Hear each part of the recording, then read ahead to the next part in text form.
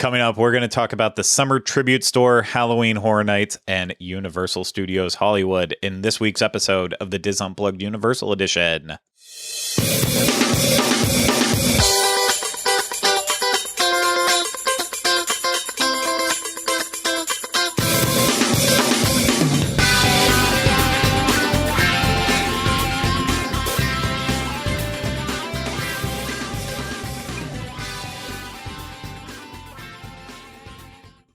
Hello, everyone. Welcome to this week's episode of the DIS Unplugged Universal Edition. I'm your host, Craig Williams, and I'm joined alongside by my co-host, Ryno. Hello. And hello and welcome back. We've spent a few weeks off because of our travel schedules and just trying to coordinate that. It would make it very difficult. So I know we have been very late on a lot of the recent news that has come out of Universal Orlando, but I feel like we are both more well-rested and a little bit more sane because of just, taking some time off to recover. And in that time, too, we had our podcast cruise and just so much. It feels like it's been nonstop. So I apologize for a lack of Universal shows, but I think we would have pulled our hair out trying to make it happen. But now I look more refreshed, Ryno. You look and sound refreshed. And I need all the hair I can get. Yeah. I've been noticing mine has been falling out quicker and quicker. And I'm like, this is odd. I forget. They say it's your grandparents on your maternal side that decide your hair. Yeah, I think right? so. Yeah, I'm pretty sure that's what it is. Oh, and unfortunately for me, my grandpa passed away before I was born, so I don't know what my hair situation is going to be in that, but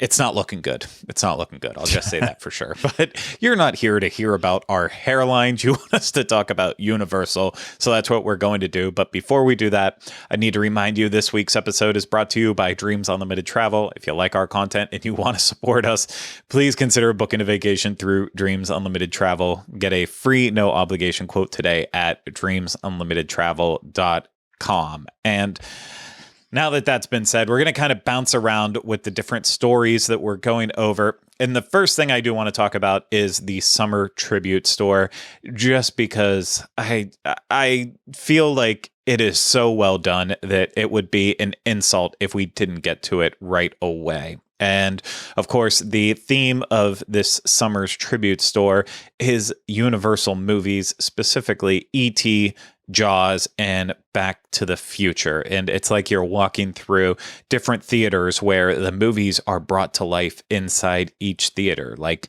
with the E.T. room, it is like you are standing in Elliot's bedroom and you're seeing what it would look like to be Elliot in that way. And then in Jaws, you're more of like in a boathouse kind of area. And, it feels almost more like the Jaws ride queue than it necessarily does feel like you're in the Jaws movie, but still really well done. And then Back to the Future, it's like a smorgasbord of being in Doc Brown's house in 1955, but then also in 1985 because the big speaker woofer is in there, but then also the model of Hill Valley and in front of the courthouse and the plan that they compose in order to send Marty back to the future. That's all there. So yeah, it's a mishmash, and then a random jukebox playing all of the hits of Back to the Future. But three really well themed rooms, and then you end in the concession stand and the area where you check out. And Ryno, I don't know about you. I was blown away by this tribute store, like I've been with all of them, but this one really hit a spot considering it's three of my favorite movies brought to life. Yeah, I was going to say, I think that's a big part of it, is that it's like a trio of these incredible, like, classic movies, that you can clearly see. We have I have a Back to the Future area. If you're watching this, you can see. So I love, it's also all Spielberg, had his hand in. I know he didn't direct Back to the Future, but he was an executive producer on there. But it's crazy too. Like, I was thinking, it always occurs to me as like, oh, movies and the Universal properties, but it wasn't until we were in there where I was like, all three of these were Universal attractions too. And that's the part, because I just think about ET and like I remember Back to the Future, but it just was one of those, like, it didn't occur to me where it's like this could be a celebration of the attractions as well, because there's nods to each one of the attractions in all three of those rooms as well as the movies. And so I think there's just like so many tiny details to look at. Like they always do a good job with that, but this time I feel like I've got to go back and give like a hardcore, like just give myself time to look at every little thing in there, because it was clearly made with some like love. Oh, yeah. And I think you absolutely hit the mark on it, that it is a celebration of the movies, but almost more of the attractions as well, too, because, with the Back to the Future room, I think that's the weakest in terms of the connection, besides the fact that there's a TV that has the Institute of Future Technology logo on top of it. But like with the Jaws, I mean, they're running Q video inside of their room. And then there's also a really beautiful small tribute next to where the Mold-A-Rama is. It says Skip and Son, and that is for Michael, the skipper that passed away. I think it was last year.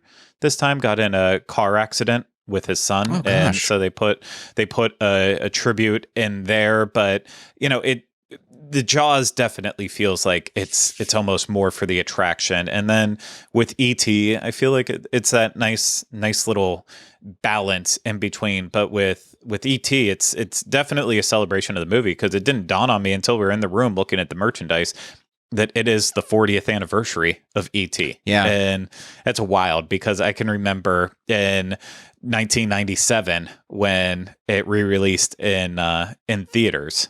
And was that not 2002? 2002. Yeah, Thank you. Because I was in I was definitely in high school, and I'm pretty sure I would have been driving. I would have just gotten my license or something around then. You're right. It was the 20th anniversary that they redid it. For some reason, I was thinking it was 15th, but no, you're absolutely on the money with it. It was the 20th where they Steven went in and started to redo effects. Yeah, and which he then said on the record that he regretted doing it and he would never do it again. That he said from now on all his films stay the way they are. But I know he did take out, his biggest thing was he regretted always having the cops holding the shotguns when the kids were on their bikes toward them at the end. So I know that was like his number one reasoning for going in, because he said he always hated that shot. Yeah, I mean, I think it was fine. I think E.T. is perfect just as it is. But again, though, as you pointed out, the coolest thing about going through here is just seeing all of the little details. Like right when you walk in, the first thing you see is the ticket booth with all these ticket stubs that are kind of strewn about for Back to the Future, Jaws, and E.T. But then even on them, there's just like little nods to different things with the movie. So like on the Back to the Future stub, you can see like there's one that says Fox, and then I think it's like LYD, implying Christopher Lloyd as well too. And like they even threw in a little boo on I believe it's the ET ticket stubs, so you get that HHN reference in as well too. But lots of little details, Reese's Pieces all over the place. Because why not have Reese's Pieces all over the place? And it's just that's just the start of it. And then like in Elliot's bedroom, I love that, they have that wooden ET ship prop that they used. I believe that was in the Holiday tribute store. They repurposed it and put it back in Elliot's bedroom. But that's just, there's all these little nods to the movies hidden throughout there. I love the blinds. I love that the blinds are the multicolored, like the rainbow blinds that he had in there when he was a kid. Because I always thought those are. It was just one of those things where when I was little, I remember being like, "What an interesting window setup he has there." Like as a and watching that now as an adult, I'm like, like it's just one of those things where I don't know. I wish I was a cooler kid that had fun stuff like that. Oh yeah. No, it is cool. And I like that on kind of in the back corner before you make it to the Jaws room, there's one little like desk area set up, and they even hid in one of the ET Adventure passports They screwed it into the table. Probably a good idea because someone would have tried to rip it up if they wouldn't have done it. But like you can even see that in there. But in like ET's next to his like the bunk bed setup, if you look at that entire corner, there's just all these little touches that are inside there. And the same thing goes in the Jaws room. Like if you go to the back area of it where it's like just a whole desk set up and there's even like a pot boiling in there. But if you look around, like you just see all these little nods to the movie. You see like a business card for Brody on there. And it's just like it goes on and on and on with all these small little hidden touches. But I think Back to the Future might be the most aggressive in terms of all the little hidden details that you find throughout, because it goes all the way from like posters for the Enchantment Under the Sea dance to the photo of them back in 1885 that's hanging up there. But then there's also these handwritten notes around, and like the one says like, do you need the flux capacitor for time travel ? And like little things like that. And it's literally you could spend a solid 30 minutes just looking for all this stuff and not even looking at any of the merchandise. And the merchandise is good too. I've picked up some stuff already, but I like all the details inside. Yeah, I like the 40th anniversary ET glass. That's like a continuation of that series of glasses they've been doing. Like that was cool. And the Back to the Future has like a neon shirt in there that I'm kind of debating about because it's really soft. I don't know. There's just so much cool stuff. The one thing I'm kind of disappointed in, I do like I like that Amity Island that looks like the billboard that's like a wooden sign, but they did the marker on it, and it was like shark in the water. Yeah, it just had a weird. Like it was not a flat wooden sign. It had different layers to it. And I don't think it was that good because of that, but just a lot of cool stuff in there. So it'll be open all summer. That's for sure. It's the summer tribute store, but I definitely recommend getting over there to look at it as soon as you can. Cool stuff. I wouldn't say all summer. My guess is it probably closes at least by the beginning of August, right? Yeah, how long does it take to turn a store into a new store? Okay. Well, I guess in Florida, summer for me is like 7 months of the year. So yeah, well, that's the hard. In Florida, like technically, I mean, yes, Memorial Day is the unofficial start to summer, and then summer technically kicks off June 20th is always the first day of summer. But really, I feel like Florida, if we want to call it summer, we call it Memorial Day through the end of July. And then once you have August come in, then that is Halloween season. Yeah. For me, Halloween season is starting July 5th from now on. I've decided I'm giving it a full 3. I'm going 3 months. No, August 1st through October 31st. Yep. You know what? Even November 3rd. Nah, I disagree with you on that, but we will always disagree on that. But I know that means we get it, Craig. You hate the Dia de los Muertos. I get it. No, I do, but I think that should be celebrated as a separate holiday outside of Halloween. I think it's an insult to lump the two together and just be like, oh, it all works together. But that's just me on there. And I understand you're in the mood to talk about Halloween, so we might as well just talk about Halloween Horror Nights because, of course, a couple weeks back, 2.5 weeks back, 3 maybe, it's been a long time ago at this point now, but we finally got that first house announcement for Halloween Horror Nights, and that is Universal Monsters Legends Collide, which... it's so fun to see the actual announcement with this because there was a lot leading up to it. A week before the announcement, if you would go on Universal Studios Hollywood's website and you would kind of like scroll through like their things to do section, when it got to Halloween Horror Nights, they had the image for Legends Collide up in that place. But then once you click through, there was like nothing else with it. So they kind of accidentally let it slip a week ahead of time that it was going to get announced for at least Hollywood. But I mean, it was one of those things where it's like it's clearly going to probably come here as well, because it did line up with a lot of rumors leading up to time. If you remember from our spec shows and other things we said, it was definitely seemed like there was going to be a house with Wolfman and the Mummy versus each other. I had one friend that was telling me that they heard it was going to be Dracula versus the Mummy.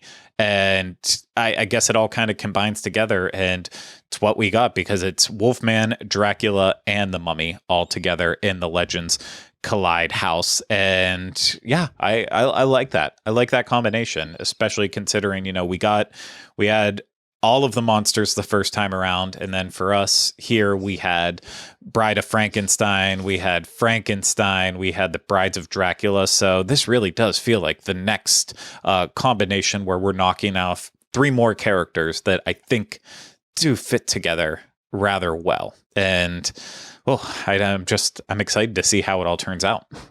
Yeah, I'm very excited. I like that they keep using these classic monster properties, because I feel like they always say in the house they try and bring them into like a modern. Well, they'll always say like it's a modern telling of the story, but then whenever I walk through the house, I'm always like, looks classic to me. So yeah. I never understand that aspect. But I'm glad the Wolfman is there, because that is my favorite of the classic monsters. I feel like it's modern in terms of the monsters are a little bit grittier in their look. It's not that, and you see that more in the artwork than necessarily with the characters there in person. In person, it looks more or less like they do in the movies, but on the artwork that they use, it's rougher. It looks like if instead of Dark Universe, which I know is dead, and they're going the different route with still bringing back the monsters, but I feel like they have literally stumbled into a formula that works with the classic monsters at Halloween Horror Nights, and that look and style and the aesthetic. Why can't they just try one movie with this look and see if they can get it off the ground? Because they clearly, it works in terms of these houses. So maybe it doesn't work in terms of movies, but why not give it a shot? Give it the old college effort. See if they can translate it, because the fact is they keep doing it year after year after year. So people like the monsters. That is clear. The fact that they're investing in it for Epic Universe makes it even more clear. And you have a look and style that people are responding to. So why not do that rather than do Tom Cruise's The Mummy? Or, I can't really say much about the Invisible Man, because that worked out with Invisible Woman. But no, it's called The Invisible Man. But there is another movie coming next. out called The Invisible Woman. Yeah, I know Elizabeth Banks, I think, had something to do with it. But yeah, and they are making a Wolfman movie too. I think Ryan Gosling is in that. Last I had heard about it. I don't know that it's in production. But then the Dracula movie too with Nicolas Cage. Yeah, that's a Universal movie, right? Yes, it is. Yeah, Nicolas Cage, Nicholas Hoult, and I can't remember the other person that's in it. So I mean, they're still going full-fledged with it, but it's just, are they like, I guess with these movies though, I feel like it's going to take celebrities and place them around monsters rather than embrace the monster culture with it. But yeah, that's a bigger discussion for Universal's marketing rather than, what I think would work. Yeah. So I'm excited. I know we are both excited, so let's go over what this house should be just real quickly. Reading off Universal's press release for it. You already know. Everyone's known about this announcement for so long now, but I feel like we still have to say it. This bi-coastal experience will transport guests to the 19th century with the trio of monsters seeking one thing, the Amulet of Ra. The Wolfman believes this ancient relic contains the power to finally lift his dreaded curse, while Dracula and the Mummy have nefarious plans to use it to bring humankind to its knees.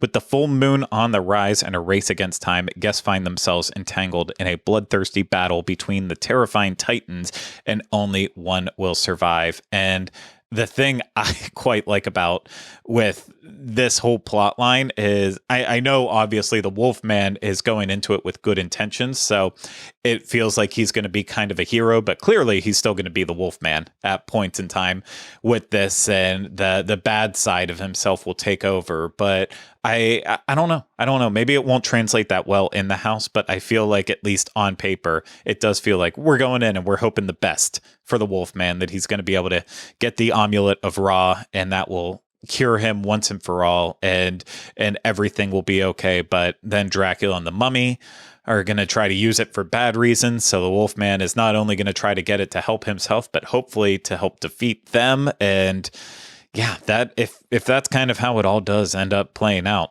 and we're put in the middle of it where only one will survive, I'm kind of liking that. And I'm assuming saying the one will survive, maybe that's also a thing where your ending will change every time, like what happened with the last anniversary house last time around, where there was always one person on the throne at the end. Maybe they could do that same approach with this one, where there's one victor each time, and you don't know what the final monster is that you're going to get. But yeah, I think there's a lot of promise in this formula. I mean, it sounds like a really complex story they've figured out here, that I am with you, where I'm like, I don't know how much of that we'll get when we walk through, but I am excited. I mean, it sounds like a cool story, so I'm looking forward to it. And I am looking forward to more houses being announced. I know it feels very slow this year in terms of what is being revealed, but it's all going to come out there. It's going to come eventually. So just have to be patient, breathing, being okay with it taking a while, and we will get there, because we are like 90 something days away from Halloween Horror Nights starting at this point. It is rapidly coming upon us. And ultimately, it doesn't matter what the houses are that are announced. We're still going anyways, and we're going to have a fantastic time. It's that excitement of trying to figure out what it is besides the weekend, which it's like, again, why not just announce it at this point in time? So I was talking to somebody, and I don't know anybody that works at Universal Creative or anything like that, and I don't know how this person knows anybody. So it was just a regular person out on the street. I'm not saying I know anything that anybody else wouldn't know, but I have a friend who has a friend, sort of a thing, that they said that their friend had been tasked with actually working on the Scooby-Doo related Halloween Horror Nights thing. So I don't know that means that that's happening or not, or I don't know that you know how sometimes people just say things to say things because they're like, oh yeah, like you've worked at a theme park, I've worked at a theme park, and we all know the type of person who likes to just throw out nonsense like it's fact. You know what I mean? Yeah. And I very much feel like this person probably got a story from somebody like that or anything like that. But I am actually very surprised that we haven't had another house announcement, considering this one I felt like came a little bit late. And I feel like in terms of other rumors we had talked about on that speculation map we had done a couple weeks ago, that if there were going to be a Stranger Things Halloween Horror Nights house, it would be announced like right now, because it seems like this would be the moment to capitalize, not just on like an SEO search, but right now Stranger Things season 4 is like the biggest hit show that Netflix has ever had in terms of consumable contents, with like minutes and hours that people have done over this week. And so it seems like this is when you would want to announce your house if you were having it. So I feel like we're basically getting a confirmation that there isn't a Stranger Things house right now. But I could be completely wrong. They could be like, holy cow, we didn't know it would be such a big hit, so maybe now we'll scramble and try and replace one of the other houses with it. But who knows? It's tough. I mean, I still haven't heard anything guaranteed on Stranger Things. And so when that second version of the speculation map came out, and it was all of a sudden on there replacing the Fear Street, that was a complete shock. And so I still can't, I'm with you. I know friends of friends, and I haven't heard anything on Stranger Things. So I'm still not expecting that. But then when it comes, there's only one other house, and I'm not counting the weekend in there, but there's one other house that I have heard from multiple people now that is coming. I'm not going to say which one, but I feel like if I were a guessing man, I feel like I haven't talked to you about it or anything like that.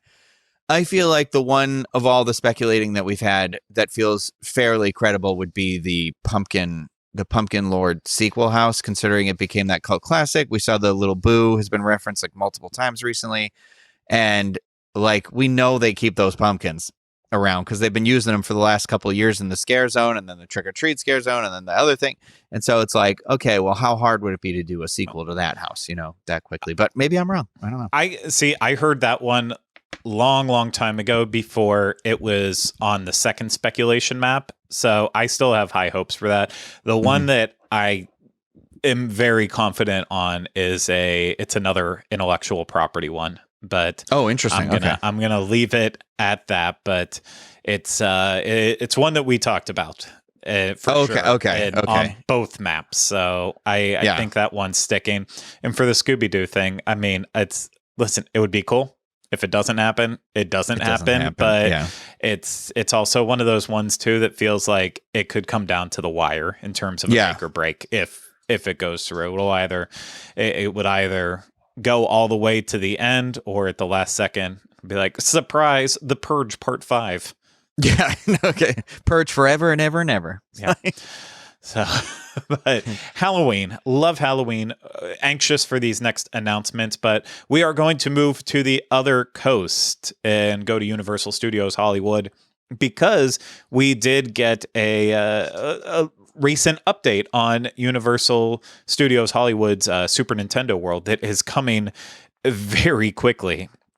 Which now they're saying it will open in early 2023. And the reason they gave an update is to, of course, talk about the signature attraction that will be in Super Nintendo World. And that, of course, is Mario Kart Bowser's Challenge. So it gets a name change from Japan because in Japan it is Mario Kart Koopa's Challenge. But you know what? Beyond that, it will most likely be the exact same ride that people have been experiencing and loving in Universal Studios Japan. And I am so anxious for this to all open up. I know we've been kind of back and forth from like our perspective on it, saying, you know what, it's maybe we'll see it in Hollywood eventually when we see it, or see it in Orlando.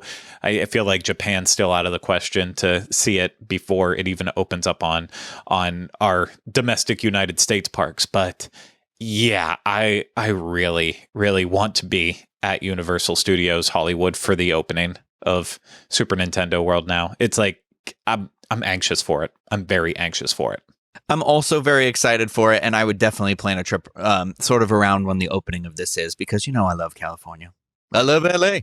You do love LA, and of course it's not just the excitement of seeing it too. It sounds like such a cool ride. I have watched the ride through videos that TDR Explorer did of Super Nintendo World and the Mario Kart attraction when it opened up, because I wanted to see it. I wanted to know how to get excited for it, and I'm sure it is an attraction that will look much better in person than just through videos. But it's still, as a fan of Nintendo products, it looks really cool. And if you know nothing about the ride, just the press release version of it is: the sophisticated ride is a multi-sensory cornucopia of color, sound, and movement that invites guests to navigate familiar environs through the creative use and integration of head-mounted augmented reality goggles, a key point of differentiation that distinguishes this ride from other theme park attractions. From the depths of the dungeon within Bowser's Castle, guests will climb aboard stadium-style four-seat Mario Kart vehicles inspired by the video game, put on their AR goggles, and then with a 3, 2, 1 go signal from Lakitu, they will be off to the races. The premise is simple, but equally inspiring and challenging, and will appeal to guests of all ages regardless of gaming experience. As part of Team Mario, guests will steer through courses underwater and in the clouds to compete for the Golden Cup while collecting coins to defeat Team Bowser and win. Mario Kart Bowser's Challenge raises the stakes for guests as an intriguing and repeatable ride with a variety of outcomes. And I think that is a big part about it, is that they flat out say it's a repeatable ride. Maybe they're lying, but I love a good ride that has repeatability to it. And if it delivers on that, if it feels like something that you want to go on over and over and over again, then you know what? sign me up. I will be there for it. I will ride it as much as possible. And yeah, so very excited for it. But I believe that is it for this little news cap. Unless, Ryno, do you have anything else to say? No, I think you covered it wonderfully. Then I think that's going to do it for this week's episode of the DIS Unplugged Universal Edition. Thank you so much for taking the time to listen and watch. If you were watching this on YouTube, please hit the thumbs up, subscribe to the channel, and leave comments, questions, and video suggestions in the comments section. If you listen to this, please make sure that you subscribe wherever you listen to podcasts. And if it's in a place where you can leave a rating and review, do that. Mean a lot to us. And of course, if you want to support us more, you can always book a trip through Dreams Unlimited Travel. Get a free no obligation quote today at dreamsunlimitedtravel.com. But with that being said, I want to say thank you very much to Ryno for being here. Thank you. And thank you to everyone out there for watching and listening. I truly hope you enjoyed it, and we'll see you again real soon with another episode of the DIS Unplugged Universal Edition. Until then, remember, we still haven't changed the name.